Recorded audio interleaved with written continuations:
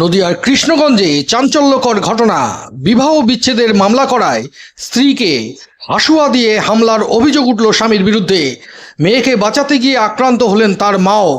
ঘটনাটি বুধবার রাত আনুমানিক ৯টা নাগাদ কৃষ্ণগঞ্জের ভাজনঘাট বাসস্ট্যান্ড সংলগ্ন ব্রিজের কাছে। পরিবারের অভিযোগ, চন্দননগরের বাসিন্দা সুমিত্রা ঘোষের সঙ্গে প্রায় 7 বছর আগে গোবিন্দপুরের বাসিন্দা অমিত ঘোষের বিয়ে হয়। বিয়ের পর থেকেই স্বামীর বিরুদ্ধে মদ্যপান এবং একাধিক নারীর সঙ্গে সম্পর্কের অভিযোগ তুলে নির্যাতনের কথা জানান সুমিত্রা। অত্যাচার সহ্য করতে না পেরে কিছুদিন আগে তিনি বাবার বাড়িতে চলে আসেন এবং কৃষ্ণগঞ্জ থানায় বধূ নির্যাতন ও বিবাহ বিচ্ছেদের মামলা করেন। অভিযোগ, সেই ঘটনার জেরেই বুধবার রাতে অমিত ঘোষ ও তার বড় ভাই সমীর ঘোষ মদ্যপ অবস্থায় হাসুয়া নিয়ে আসেন সেখানে। এরপর সুমিত্রার উপর হামলা চালানোর অভিযোগ ওঠে। মেয়ের চিৎকার শুনে তাকে বাঁচাতে এগিয়ে এলে তার মাকেও হাসুয়া দিয়ে আঘাত করার অভিযোগ রয়েছে।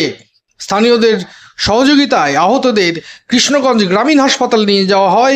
প্রাথমিক চিকিৎসার পর সুমিত্রাকে আশঙ্কাজনক অবস্থায় শক্তিনগর জেলা হাসপাতালে রেফার করা হয়েছে। ঘটনার খবর পেয়ে হাসপাতালে পৌঁছায় কৃষ্ণগঞ্জ থানার পুলিশ। অভিযোগের ভিত্তিতে তদন্ত শুরু হয়েছে বলে পুলিশ সূত্রে খবর। নদিয়া থেকে অঞ্জন শুকুলের রিপোর্ট।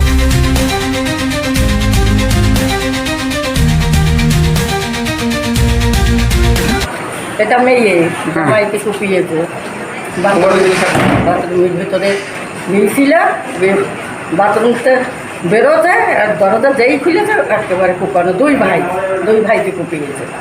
কে কুপিয়েছে? ওই তো জামাইয়ের দাদা আর জামাইয়ের ভাই, দুই ভাইকে কুপিয়েছে। কাকে কুপিয়েছে? ওই আমার মেয়েকে। বাড়ি কোথায়? ভাজনঘাট।